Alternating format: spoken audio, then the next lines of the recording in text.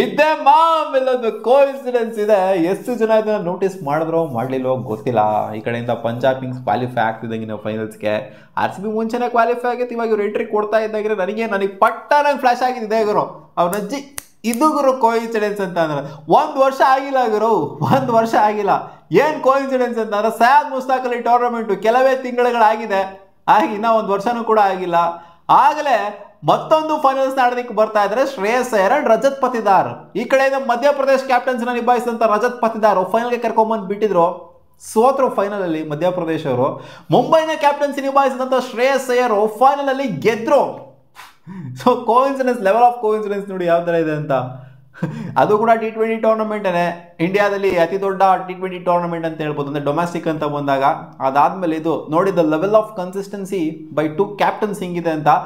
2 captain ಕೂಡ ಫೈನಲ್ಗೆ ಆ ತಂಡನ ಕರ್ಕೊಂಡ್ಬಂದು ಬಿಟ್ಟಿರುವಂಥದ್ದು. ಮಧ್ಯಪ್ರದೇಶನ ಇಲ್ಲಿ RCB ಒಂಥರ ಯೋಚನೆ ಮಾಡ್ಬೋದು, ಅಂದರೆ ಆ ಥರ ಯೋಚನೆ ಮಾಡೋಕ್ಕಾಗೋದಿಲ್ಲ. ಹಂಗೆ ನೋಡೋಕೆ ಮಧ್ಯಪ್ರದೇಶ ಸೋತೋಗ್ಬಿಟ್ಟೈತೆ ಅಲ್ಲಿ, RCB ಸೋತೋಗ್ಬಿಡುತ್ತಾ ಗುರು ಅಂತ ಕೇಳಿದ್ರೆ ಇಲ್ಲ ಗುರು, ಶ್ರೇಯಸ್ ಅಯ್ಯರ್ ಕ್ಯಾಪ್ಟನ್ಸಿ ಅಂತೂ ಟಾಪ್ ನಾಚ್ ಆಗಿದೆ. ನಮ್ಮ ರಜತ್ ಪತಿದಾರ್ದಿಲ್ವಾ ಅಂತ ಕೇಳಿದ್ರೆ ಹೌದು, ರಜತ್ ಪತಿದಾರ್ದು ಕೂಡ ಕ್ಯಾಪ್ಟನ್ಸಿ ಸಖತ್ತಾಗಿದೆ. ಅದಕ್ಕೋಸ್ಕರ ಈ ಲೆವೆಲ್ವರೆಗೂ ಈ ರೇಂಜ್ವರೆಗೂ ಕೂಡ ಬಂದಿರುವಂಥದ್ದು ನಮ್ಮ RCB. ಯಾಕಂದರೆ ರೊಟೇಷನ್ಸು, ಬೌಲಿಂಗ್ ರೊಟೇಷನ್ಸು ರಜತ್ ಪತಿದಾರ್ ಯಾವ ಥರ ಮಾಡ್ತಾರೆ, ಶ್ರೇಯಸ್ ಅಯ್ಯರು ಕೂಡ ಅಂದರೆ ನಮ್ಮ RCB ಮೇಲೆ ಒಂಥರ ಕ್ಲೂಲೆಸ್ ಆಗೋಗ್ಬಿಟ್ಟಿದ್ರು, ಏನೂ ಕೂಡ ಆಗ್ತಿರ್ಲಿಲ್ಲ. ಶ್ರೇಯಸ್ ಅಯ್ಯರ್ ಕೂಡ ಕ್ಲೋಸ್ ಆಗೋಗ್ಬಿಟ್ಟಿದ್ರು, ಒಂಥರ ಏನೂ ಆಗ್ತಾ ಇಲ್ಲ ಅಂತಂದಾಗ ಆಸ್ ಎ ಕ್ಯಾಪ್ಟನ್ ಸುಮ್ಮನೆ ಬಿಟ್ಬಿಡ್ತಾರೆ ಮ್ಯಾಚ್ನ. ಅವತ್ತು RCB ಅವ್ರು ಬಿಟ್ಬಿಟ್ಟಿದ್ರು ಪಂಜಾಬ್ ಕಿಂಗ್ಸ್ ಅವ್ರು ಬಿಟ್ಬಿಟ್ಟಿದ್ರು ಅವತ್ತು ಮ್ಯಾಚ್ನ RCB ಮೇಲೆ. ಆ ಥರ ಆಗೋಗ್ಬಿಟ್ಟಿತ್ತು ಅವರಿಗೆ. ಸೊ ಒಂಥರ ತಲೆನೇ ಓಡ್ತಾರಲ್ಲ ಶ್ರೇಯಸ್ ಅಯ್ಯರ್ಗೆ, ಕ್ಲೂಲೆಸ್ ಆಗೋಗ್ಬಿಟ್ಟಿದ್ರು. ಬಟ್ ಲಾಸ್ಟ್ ಮ್ಯಾಚ್ ಏನು ಮಾಡಿದ್ರು, captain leading from the front, bowling ರೊಟೇಷನ್ಸಲ್ಲೇ ಆಗಿರಲಿ, ಜೊತೆಗೆ ಇಲ್ಲಿ ಆಸ್ ಎ ಕ್ಯಾಪ್ಟನ್ ಬ್ಯಾಟಿಂಗ್ ಆದರೂ ಆಗಿರಲಿ, ಸೊ ನಿಂತ್ಕೊಂಡು ಮ್ಯಾಚ್ನ ಸಲೀಸಾಗೆ ಮುಗಿಸ್ಕೊಂಡು ಕೊಟ್ಟರು. ಶ್ರೇಯಸ್ ಅಯ್ಯರ್ ಒಂದು ಮಾತು ಹೇಳಿದ್ರು RCB ಮೇಲೆ ಸೋತಾಗ, ನಾವು ಬ್ಯಾಟಲ್ ಲಾನ್ಸೇ ಸೋತಿದ್ದೀವಿ, ವಾರ್ನ ಸೋತಿಲ್ಲ ಅಂತ.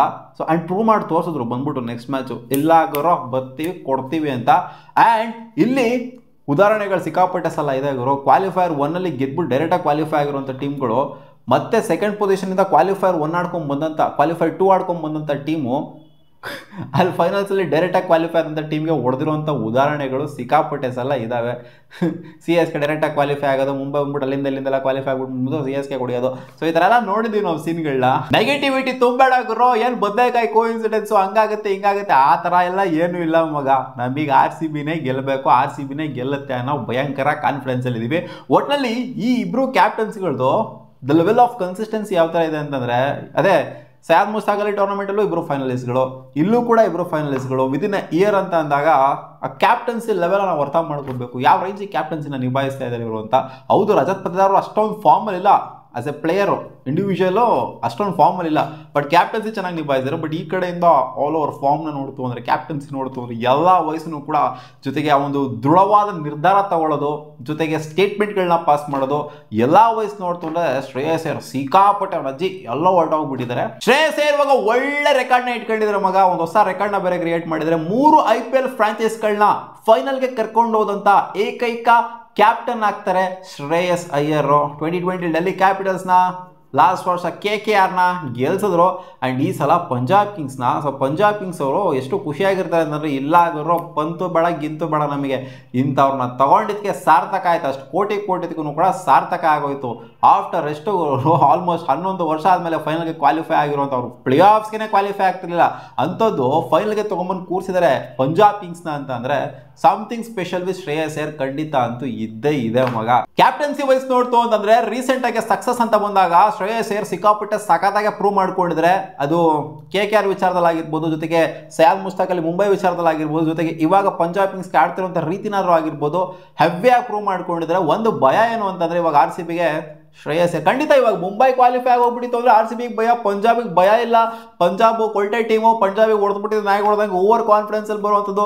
ಸೊ ಅದೆಲ್ಲ ಇರೋದಿಲ್ಲ ಗೊತ್ತು. 1 ಮ್ಯಾಚ್ ಅಟ್ ಎ ಟೈಮ್ ತೊಗೊಂಡ್ರೆ ನಮ್ಮ RCB ಹೊಡಿಬೇಕಾಗತ್ತೆ ಪಂಜಾಬ್ ಕಿಂಗ್ಸ್ನ. ಅಲ್ಲಾಗಿದ್ದೆಲ್ಲ ಕ್ವಾಲಿಫೈರ್ 1 ಮುಗಿದೋಯ್ತು ಅಷ್ಟೇ, ಅದು ಮುಗಿದೋದ ಅಧ್ಯಾಯ. ಇವಾಗ ಮುಂಬೈ ಮೇಲೆ ಇವ್ರು ಆಡ್ಬೋತಿರೋದು ನೋಡ್ತು ಅಂತಂದರೆ, ಏನು ಗುರು ಹಿಂಗೆ ಆಡ್ಬಿಟ್ಟು ಬರ್ತಾವ್ರೆ ಅಂತ RCB ಖಂಡಿತ ಇದ್ದೇ ಇರುತ್ತೆ. ಓವರ್ ಕಾನ್ಫಿಡೆಂಟ್ ಆಗಕ್ಕೆ ಹೋಗಬಾರ್ದು, ಪ್ಲ್ಯಾನ್ ಮಾಡ್ಕೊಂಡೇ ಬರಬೇಕಾಗುತ್ತೆ, ಮತ್ತೆ ಪ್ಲ್ಯಾನ್ ಮಾಡ್ಕೊಂಡು ಬರಬೇಕಾಗುತ್ತೆ. ಸೊ ಶ್ರೇಯಸ್ ಅಯ್ಯರ್ದು ಈ ಫಾರ್ಮ್ನ ನೋಡ್ತು ಅಂದರೆ, ಕ್ಯಾಪ್ಟನ್ಸಿ ಫಾರ್ಮ್ನ ಸ್ಟ್ರೈಕ್ಗಳನ್ನೆಲ್ಲ ನೋಡ್ತು ಅಂತಂದರೆ ಖಂಡಿತ ಫೈನಲ್ ಏನು ಬೇಕಾದ್ರೂ ಮಾಡ್ಬೋದು ಅಂತ ಅನ್ಸುತ್ತೆ. ಬಟ್ ನಮ್ಮ RCBನೂ ಕೂಡ ರಜತ್ ಪತಿದಾರ್ದು ನೋಡ್ತು ಅಂತಂದರೆ ಅವರು ಕೂಡ ಕ್ಯಾಪ್ಟನ್ಸಿ ಕಡಕಾಗಿ ನಿಭಾಯಿಸಿದ್ದಾರೆ, ಡೊಮೆಸ್ಟಿಕಲ್ ಆಗಿರ್ಬೋದು, ಈ ಸಲ ಆಗಿರ್ಬೋದು.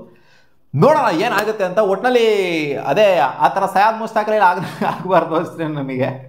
ಅಂದರೆ ಶ್ರೇಯಸ್ ಅವರ ಕ್ಯಾಪ್ಟನ್ಸಿ ಇರೋಂಥ ಟೀಮ್ ಗೆಲ್ಲಬಾರ್ದು, ನಮ್ಮ ಆರ್ ಸಿ ಬಿ ಗೆಲ್ಲಿ ಅಂತ ಕೇಳ್ಕೊತೀವಿ. ಒಟ್ನಲ್ಲಿ ಕೋಇನ್ಸಿಡೆನ್ಸ್ ಅಂತೂ ಈ ಥರ ಆಗಿದೆ ನೋಡಿ, ಅದನ್ನು ಹೇಳೋದಕ್ಕೆ ಅಂತ ಬಂದೆ ಅಷ್ಟೇ. ಈ ಥರ ಸಯಾದ್ ಮುಸ್ತಾಕಲ್ ಇಲ್ಲೂ ಕೂಡ ಇವರಿಬ್ಬರು ಕ್ಯಾಪ್ಟನ್ ಆಗಿದ್ರು, ಇಲ್ಲೂ ಕೂಡ ಇವರಿಬ್ಬರು ಕ್ಯಾಪ್ಟನ್ ಆಗಿದ್ದಾರೆ. ಇಲ್ಲಿ ಆಪೋಸಿಟ್ ಆಗಬೇಕು ಅಷ್ಟೇ. ಲಾಸ್ಟ್ ಇಯರ್ ಗೆದ್ದವರೇ ಬಿಡಿ ಶ್ರೇಯಸ್ ಅಯ್ಯರ್, ಈ ವರ್ಷ ನಮ್ಮ ರಜತ್ ಪದದಾರ್ ಗೆಲ್ಲಿ, ಅಂದರೆ ನಮ್ಮ ಆರ್ ಸಿ ಬಿ ಗೆಲ್ಲಿ. ಮತ್ತೆ ಸಿಗೋಣ ಮುಂದಿನ ವಿಡಿಯೋದಲ್ಲಿ ಗಾಯ್ಸ್, ಬಾ.